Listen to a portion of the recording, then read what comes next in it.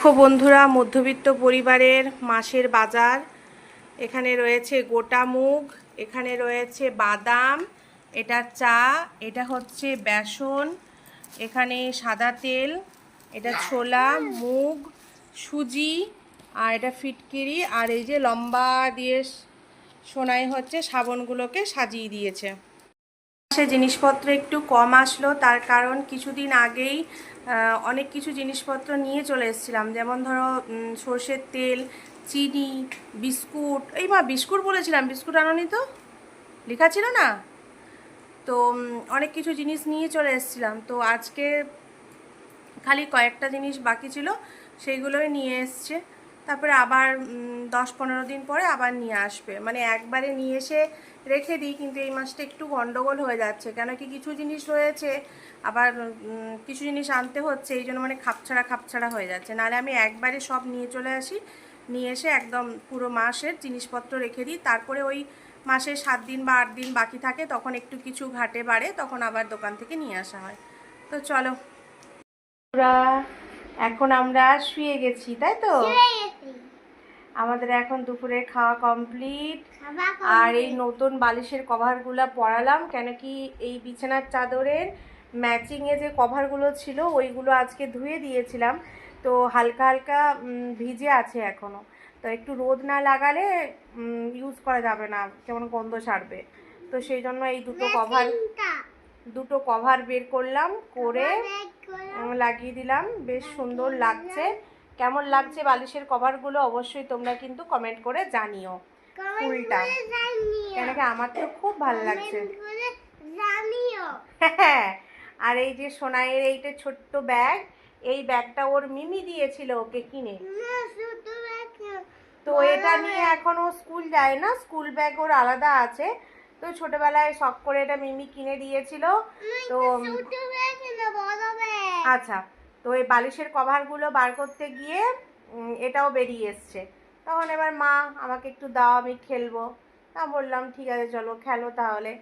তো বলছে এটা নিয়ে কালকে আমি স্কুল যাব। এবার ওর স্কুলের যে বইগুলো সেগুলো এর মধ্যে আসলে হয়, যদি এসে যায় তাহলে পাঠিয়ে দেবো। চলো বলছে যখন নেব তো দিয়ে দেবো, আর যদি না আসে তাহলে বড় ব্যাগই দিয়ে পাঠাবো। তো চলো একটু রেস্ট করি, এখন বাজছে 2:10। আমাদের 1টার মধ্যে খাওয়া দাওয়া হয়ে গেছে। এটা সরাও, এই যে এই ক্লথটা না কেমন ফেটে ফেটে গেছে, আবার একটা নতুন ক্লথ আনতে হবে। তো যদিও ও কম মানে করে না,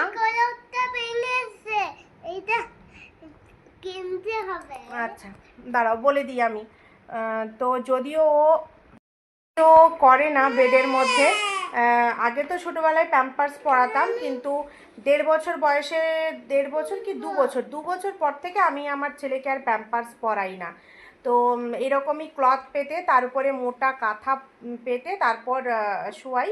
তো বাই চান্স যদি করে দেয় কোনো দিন, তাহলে কাঁথাটা রাত্রিবেলা আবার করে আমি কিন্তু চেঞ্জ করে দিই। আর আমার এই জন্য রাত্রিবেলা মানে খাপছাড়া খাপছাড়া ঘুম হয়, মাঝে মাঝে ঘুমের ঘরে এমনি এমনি এমনি করে কাঁথাটাও চেক করি ভিজে যায়নি তো, এরকম একটা ব্যাপার। আর রাত্রিবেলা করে আমি যখন উঠি বা ওর বাবা উঠে যদি ওকে একবার করিয়ে দেয় টয়লেট, তাহলে ও আর করে না। সরি সরি, তো তাহলে আর না ও করে না। আর কোনো দিন বাই মিস্টেক হয়ে যায়, তো সেই জন্য একটা সেফটি হিসেবে এই ক্লথ দিয়ে রাখি। ক্লথটা ছিঁড়ে গেছে, অনেক দিন হলো, সেই জন্মের সময় কিনেছিলাম, আর নতুন ক্লথ কিনতে হবে। তো চলো একটু রেস্ট করি, তারপরে পরে আসছি। আর আমাদের এখানে ভীষণ বৃষ্টি হচ্ছে, মানে এত বৃষ্টি হচ্ছে না, কি বড় বড় বাজ পড়ছে গো। চলো রাখি। পুরো আমার ঠাকুর ঘরে মা মনসা ঢুকে পড়েছে। তো এই মা মনসার নাম আমি কি জানি না, তোমাদের যদি কারো জানার থাকে অবশ্যই কিন্তু তোমরা কমেন্ট করে জানিও। আর এটা একবার নয় বন্ধুরা, এই নিয়ে 2 দিন হলো। আর এটা কোথা থেকে আসছে আমি সেটাও কিন্তু বুঝতে পারছি না। আর এটা কিন্তু আমি আমার এই যে দেখো ঠাকুরঘর, এখন বৃহস্পতিবার, এই যে আমি সন্ধ্যা প্রদীপ জ্বালিয়েছি, যাচ্ছি, এই হাতে পাঁচালি নিয়েছি, পাঁচালিটা পরবো বলে হাতে নিয়েছি, আসনটা পাতবো এখানটাতে। তো দেখছি হঠাৎ করে আমার চোখে পড়ে গেছে, ঠিক আছে। তো চোখে পড়ে যাওয়ার পর আমি তো পুরো একদম ঝাম মেরে উঠেছি। তারপরেই দেখছি এরকম করে লাফাচ্ছে, আমার বুকটা ধড়ফড় করছে। কিন্তু আমি ভাবলাম যে না, চলো তোমাদের সাথে এটা শেয়ার করি। আর যদি তোমাদের কোনো টিপস থাকে অবশ্যই তোমরা জানিও। আর এটা কি জিনিসটা তোমাদেরকে জুম করে দেখাচ্ছি, তোমরা সেটাও কিন্তু আমাকে নামটাও কমেন্ট করে জানিও, আমার কিন্তু এর নাম জানা নেই, ঠিক আছে? আচ্ছা, এই কারণেই সোনাইকে নিয়ে থাকি। আর আমার সোনাইয়ের আমার থেকে আবার চোখ বেশি, ও যদি কিছু একটা দেখতে পায় বলবে মা দেখো, মা ওই দেখো, এমনি করে। আর এটা আমি না বৃহস্পতিবার দিন করেই দেখতে পাচ্ছি, এর আগের বৃহস্পতিবারতেও দেখেছিলাম। এটা কোথা থেকে আসছে আমি কিছু বুঝতে পারছি না, আমার মনে হয় এটা পেছন দিক থেকে আসছে, মানে এই যে আমার এখানে পেছনে একটা দরজা রয়েছে আর এখানে একটা জানালা রয়েছে, ঠিক আছে? তো এই দুটো দিক থেকেই কোনোভাবে আসছে হবে। একটা জানালা রয়েছে, ঠিক আছে? তো জানালা তো আমার এমনিভাবে বন্ধ করা থাকে, এ দেখো লক করা থাকে। তো এটা তো খুবই সূক্ষ্ম একটা জিনিস। তো তারপরেও কিভাবে এই জানালা দিকে আসছে সেটা আমাকে লক্ষ্য করতে হবে। আর এই যে আমার এখানে একটা দরজা রয়েছে, বুঝতে পেরেছি যে দরজাটা রয়েছে, তো এর নিচ দিকেও আসতে পারে। কেন কি আমার এই যে সামনের দুয়ার, এই সামনের দুয়ারের দিকে যদি আসে তাহলে তো ওকে অনেকটা পথ আসতে হবে, দেখো ওখান থেকে এদিকে আসতে হবে, তাহলে তো আমি এটা চোখে পড়বে আমার। কিন্তু প্রত্যেক দিন আমি এই জায়গাটা না হলে এই জায়গাটা করেই দেখতে পাচ্ছি, আর এটা আমি ঠাকুর ঘরেই দেখতে পাচ্ছি, জানো তো? তো চলো এটার আগে ব্যবস্থা করি। তো দেখো এখানে আমাদের চাউমিন রেডি। ওয়াও, কালারটা কি হয়েছে! কার কার খেতে ইচ্ছে করছে বন্ধুরা অবশ্যই কমেন্ট করে জানিও। দারুণ হয়েছে।